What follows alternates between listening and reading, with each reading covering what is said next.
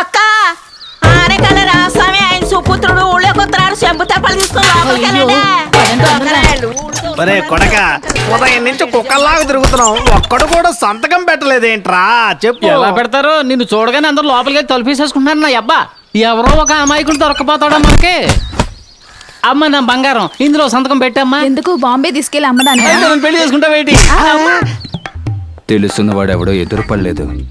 ఒరి అబ్బా, అతను కౌన్సిలర్ కదా. అవును, ఆ సన్నాసిగాడి వాడెందుకు ముసుకేసుకొని వెళ్తున్నాడు? ఎందుకైనా మంచిది మొహాన్ని ముసుకేసుకుందాం. పదబ్బా అడుగుదాం. రా, రా, చూద్దాం.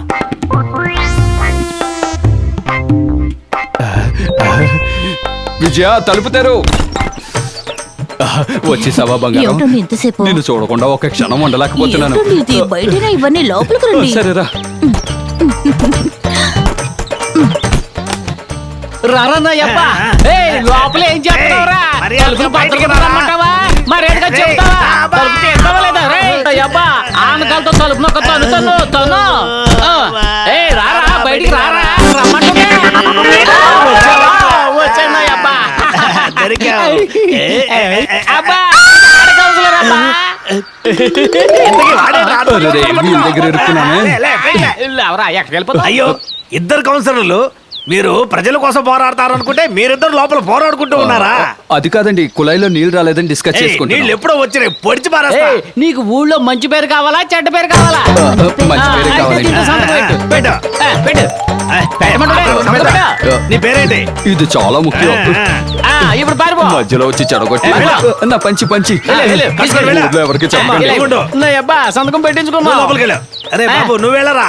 ఏం బాబు నువ్వేం చేస్తావు? ఏం లేదు, ఏమని నా కాలుకు ఒక ముందు అడిగాను, అదేంటో తీసుకొని ఉన్న వస్తా. కాలు ఇరక్కొట్టేదాను. మర్యాద కూడా చూడను.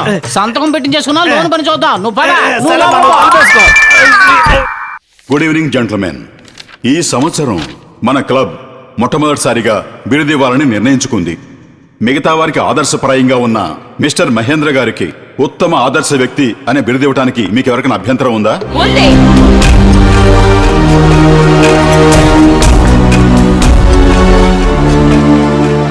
నేను ఈ క్లబ్ మెంబర్ని. నా మూలంగా మీరందరూ ఎంత ఉపకారం పొందారో, ఎంత ధైర్యం ఉంటే నా శత్రువుకి బిరుదివ్వాలనుకుంటారు. ఎందుకు ఇవ్వకూడదు? ఆయన ఎంతో సమాజ సేవ చేశారు కదా. సమాజ సేవ ఆయన ఇంటికా ఊరికా? ఊరికే మేడం, తన వల్ల ఎంతో మంచి జరిగింది.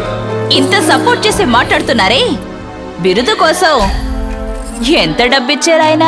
చూడమ్మా, ఆయన ఎలాంటి బిరుదుకి ఆశించేవారు కాదు. ఇది క్లబ్ మెంబర్స్ డెసిషన్. సో అతనికి అవార్డు ఇవ్వాలని నిర్ణయించుకున్నాం.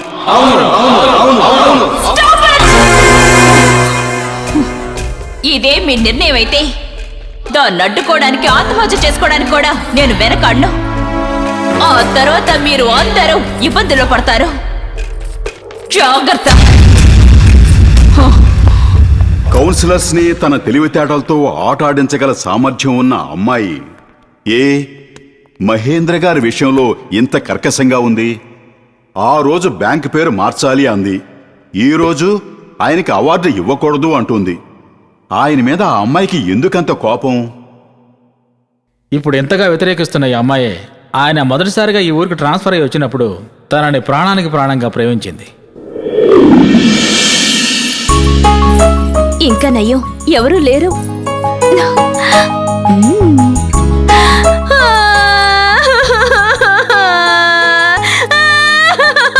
ఎందుకు ఏడుస్తున్నావ్? ఏమైంది అసలు? ఏయ్, అడుగుతున్నానా? చెప్పు. మా నాన్న నాకు పెళ్లి కొడుకుని చూశారు. మంచి విషయమే కదా. మగాళ్ళైతే పెళ్లిని పోస్ట్పోన్ చేస్తూ ఉంటారు. ఆడపిల్లలు వీలైనంత త్వరగా పెళ్లి చేసుకోవాలి. అదేం కాదు, నేనొకరిని లవ్ చేస్తున్నాను. ఓ, లవ్ చేస్తున్నావా? ఎన్నేళ్ల నుంచి? ఆయన ఈ ఊరికి వచ్చిన దగ్గర నుంచి 3 నెలలు 26 రోజులు 9 గంటలు 12 నిమిషాలు 42 క్షణాలు. బాగానే గుర్తు పెట్టుకున్నావే. నీ మనసులో కూడా ఒకడు స్థానం సంపాదించాడే, వాడెవడు? వాడు వీడని మర్యాద లేకుండా మాట్లాడకండి. అతని మీద అంత ప్రేమ ఉంటే మీ నాన్నతో చెప్పొచ్చు కదా. మా నాన్న అసలు ఒప్పుకోరు. మేమిద్దరం వేరే వేరే కులం. కులం గురించి నాతో చెప్పుకో, నేను చూసుకుంటాలే. ఈ ఊరే ఎదిరిస్తే ప్రపంచాన్ని ఎదిరించైనా చెప్పాల్సింది చెప్పి చెయ్యాల్సింది చేసి మీ ఇద్దరిని ఒకటి చేస్తాను. నిజంగా? ఎవరో పేరు చెప్పు. నేను చెవిలోనే చెప్తాను. ఆయన ఆయన అన్నయ్య భోజనానికి రండి. అయ్యో, నేను తర్వాత వస్తాను. ఏయ్ ఆగు. మూర్తి మూర్తి, ఆ? ఏం జరగలేదు. ఆ? ఏం జరగలేదు మూర్తి. ఆ? నువ్వు అనుకున్నట్టు ఆ? తప్పేం జరగలేదు. ఏమీ జరగలేదు. ఏ పిల్ల ఎటుగా సిగ్గుపడుతూ పరిగెట్టలేదు. ఇంకా చెప్పాలంటే నేనేవాడిని ఇక్కడ లేను. నేను కంటితో చూసిందంతా అబద్ధం. నేను చెవులతో విన్నదంతా అబద్ధం. నువ్వు చెప్పేది నిజం. మూర్తి మూర్తి చచ్చిపోయి చాలా సేపు అయిందండి. వస్తా. అయ్యో,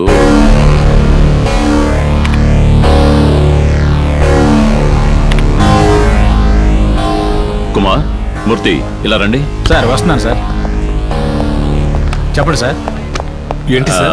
అదేంటంటే రైతుల కోసం బ్యాంకు వాళ్ళు ఇచ్చిన 5 కోట్ల రూపాయలు బీడు భూముల్ని బంజరు భూములుగా మార్చడానికి. వ్యవసాయం లేదు, పంటలు లేవు.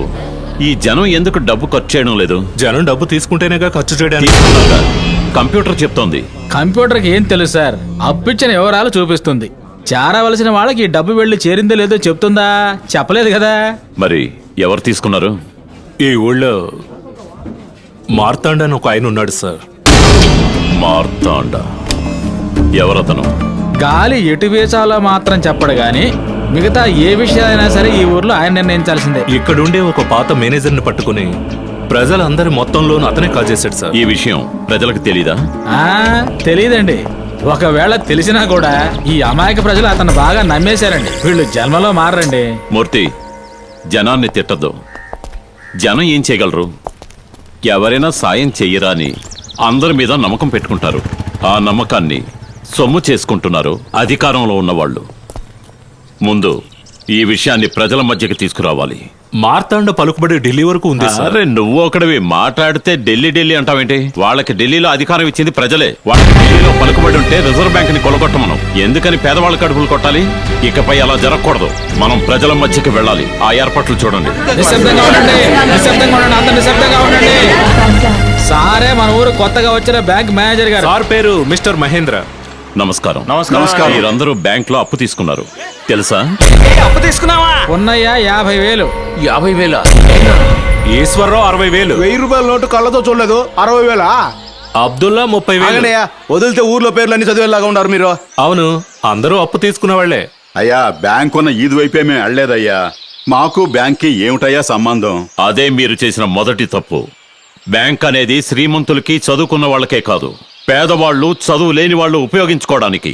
ఈ విషయం మీకు తెలియకపోవడమే మీ సమస్య. మాకు బ్యాంకు ఏంటండి సమస్య? మీ దస్తావేజులని ఎవరి దగ్గర ఉన్నాయి? ఊరికి పెద్ద మార్తాండయ్య గారి దగ్గర ఉన్నాయండి. ఆయన చేతికి ఎందుకు ఇచ్చారు? వర్షం వస్తే గేదెలు బయట తడుస్తాయి, మేము లోపల తడుస్తాం. తడవకుండా భద్రంగా ఉంటాయని పత్రాలు ఆయన చేతికి ఇచ్చాం. మీరు నమ్మకంతో ఇచ్చిన దస్తావేజులు పెట్టి మీలాగే ఆయన సంతకం చేసి మీరు లోన్ తీసుకున్నట్టుగా ఆయన బ్యాంక్ లో తీసుకున్నారు. మాట్లాడాలంటే ఏమైనా మాట్లాడచ్చు. అన్యాయంగా మనిషి మీద నిందేయకండి. ఇలా చూడండి, ఆయన మంచివారేగా. వెళ్ళి మీ దస్తావేజులు తెచ్చుకోండి. ఎందుకు? మీకందరికీ మంచి చేయడానికే దేశ గ్రామీణ అభివృద్ధి సంస్థ అని ఒకటి ఉంది. కోళ్ల పెంపకం నుండి వ్యవసాయ ఉత్పత్తి వరకు అన్నిటికీ బ్యాంక్ లోన్ ఇస్తోంది. అది మీకు దక్కాలి. అదే నా కోరిక. మీరు వెళ్ళి మార్తాండకిచ్చిన దస్తావేజుల్ని వెంటనే తీసుకురండి.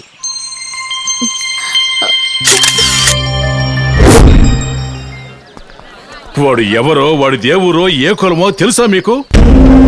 ఎవడో సహాయం చేస్తానని వస్తే సహాయం చేసిన నన్నే మర్చిపోతారా? మీ పిల్లల పెళ్లిళ్ళకి పేరంటాలకి ఇన్నాళ్ళు వాడే సాయం చేశాడా? మీకు శ్మశానానికి చోటిచ్చింది ఈయనే కదరా. మిమ్మల్ని తగల పెట్టాలన్నా ఈయన చోటే, మిమ్మల్ని పాత పెట్టాలన్నా ఈయన చోటే. ఎంత ధైర్యం ఉంటే మా కాంపౌండ్ లోకి వచ్చేస్తారు. మీ పత్రాలు మీకు ఇచ్చేస్తాను, కానీ నేనిచ్చిన డబ్బు తిరిగి నాకు ఇచ్చేయండి. రేయ్, ఇలా రారా. పోయిన సంవత్సరం శ్రావణ మాసంలో జరిగిన నీ చెల్లెలి పెళ్లికి నేను డబ్బిచ్చాను కదా. అవునయ్యా. నా డబ్బు నాకు తిరిగిచ్చేసి పత్రాలు పట్టుకెళ్ళు. రైసూరి, అయ్యా, పోయిన సంవత్సరం వరదలు వచ్చినప్పుడు నీ ఇల్లు కూలిపోతే అందుకు డబ్బిచ్చాను కదా.